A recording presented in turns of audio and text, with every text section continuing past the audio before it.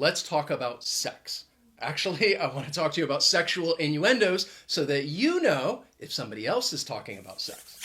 Let me quickly introduce myself. My name is Wes. The channel is Interactive English, which is all about trying to help you practice and improve your English skills. And today it's all about really helping you improve your comprehension, because sexual innuendos, this is something that you will hear and you may come across them in TV shows, movies, possibly even casual and informal conversation. So I think this lesson, it's going to have some vocabulary in it, but it's also cultural as well.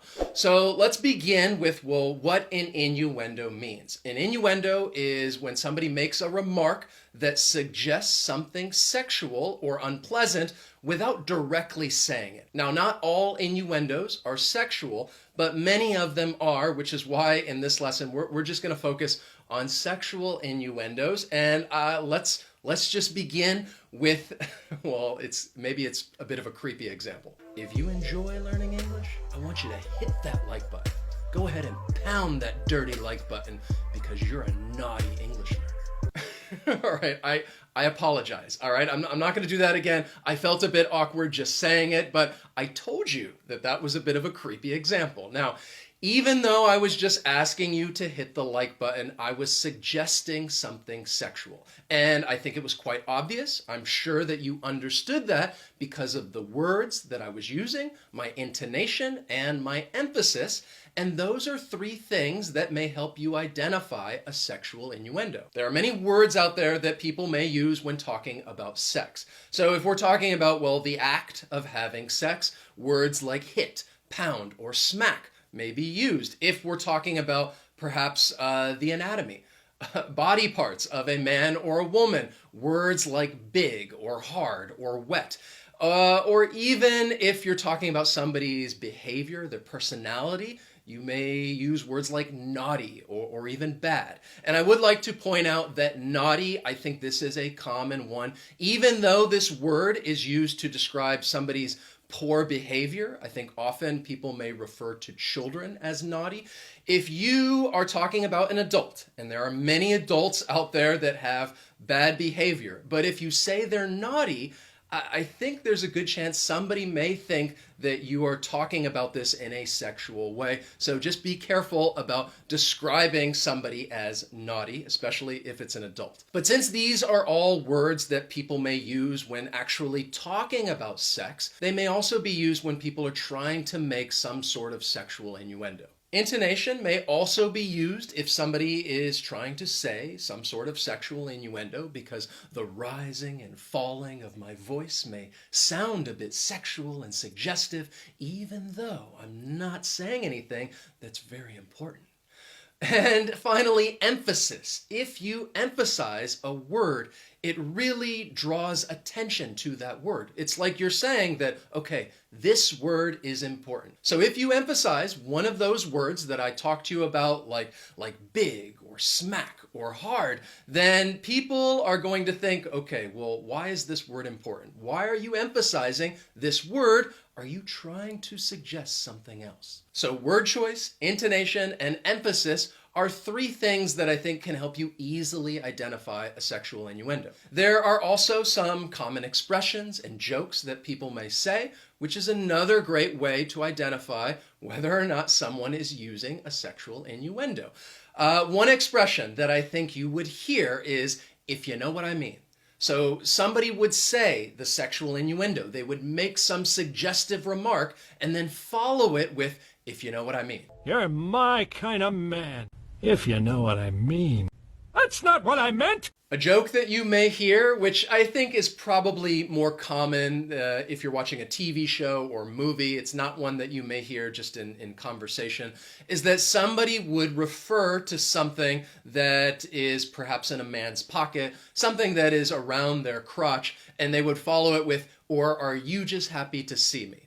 Is that a candy bar in your pocket, or are you just happy to see me? Trying to suggest that the man is aroused, excited, and just really happy to see someone. Dawson, is that a tree branch, or are you just happy to see me? Is that Coke in your bra? You just glad to see me. Even emojis can be used as sexual innuendos. So you don't even have to say anything. I can just show you these emojis right here. And you could probably guess what it may be trying to suggest. Let's look at a real-life example of a sexual innuendo. And I'm going to show this to you. I'm going to show you an ad, and I want to see if you can kind of understand what it's trying to suggest and think about some of those suggestive words. Here's the ad. Congratulations, George Brownridge, for pleasing 15 women for an entire day. We were all exhausted and very satisfied, and we look forward to next year. We all thank you. So this ad, it's quite funny because I think the sexual innuendo is pretty obvious. And I did not read it with much intonation or emphasis because I really wanted you to think about some of those suggestive words. The first one is please. So to please someone, I think people may use this when referring to sex, that the other person is happy with the performance and that they're quite satisfied, which is another word, another suggestive word that appears in this ad. I think just another word that just adds on top of everything is exhausted. That the fact that everyone was very tired, it really does make the sexual innuendo more apparent. Now, I don't know if this was maybe an accident, or perhaps somebody at the paper was having some fun with this ad, or maybe if the whole thing was a joke. But the following day, they came out with this apology. Our sincere apology to George Brownridge and staff. Our intentions were to thank him for a generous holiday shopping trip which he arranged. This annual tradition is much appreciated.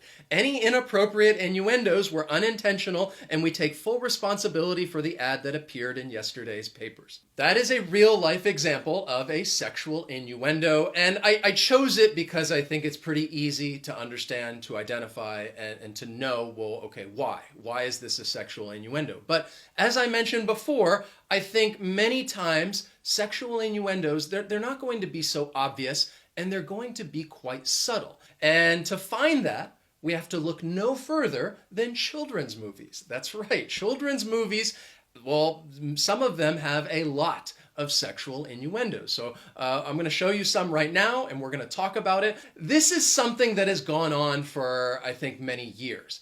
But I would say that I think one film that kind of really changed the way that this was done, and they did a very good job of putting some of these sexual innuendos in there very subtly, is Toy Story.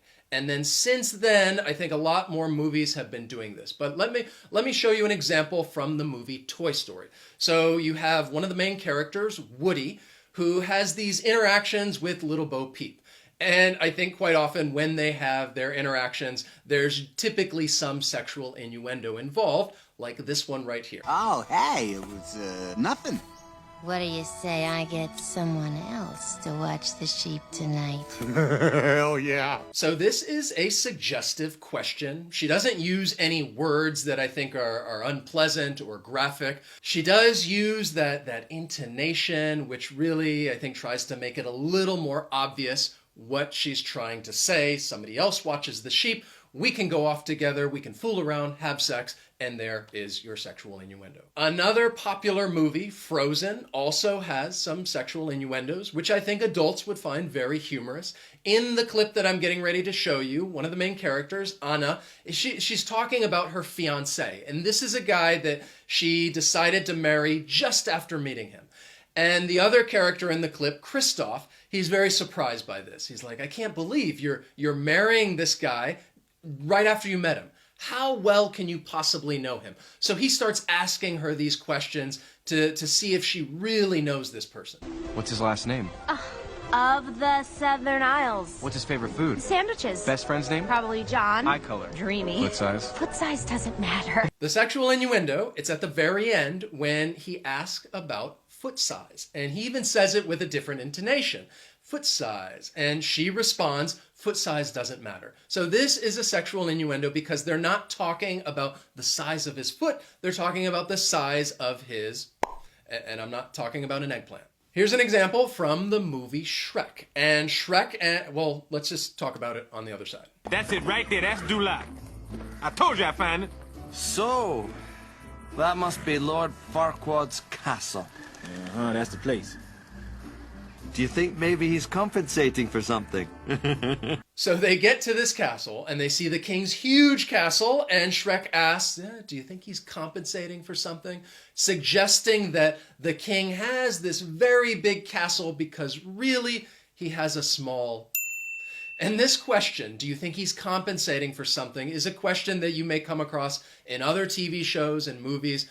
Somebody may even use it in casual conversation if they're making a joke. Perhaps a guy has a very expensive car, and he has this car because he wants to impress all these different women. You could ask, do you think he's compensating for something, if you know what I mean?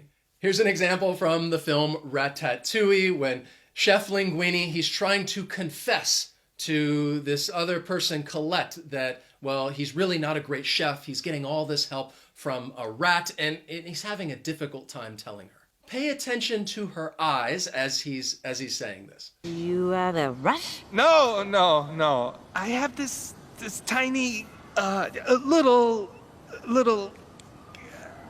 tiny chef who tells me what to do. So I thought this was kind of funny that he's talking about this tiny little, and you see her eyes quickly glance down to his crotch as though he's suggesting something else. And eventually, yes, he tells her it's a tiny little rat. But again, it's very subtle, and I think it's something that maybe children might not catch on to, but adults, they're going to find it funny. And then I wanted to show you this sexual innuendo from the movie Cars, because, well, it's not about what's being said, it's about the action. So just have a look and see if you understand the sexual innuendo. I'm Mia. I'm Tia. We're like your biggest fans.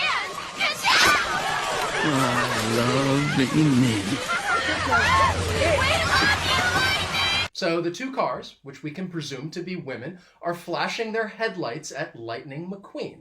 And the sexual innuendo is, well, it's suggesting that they are showing Lightning McQueen their breast.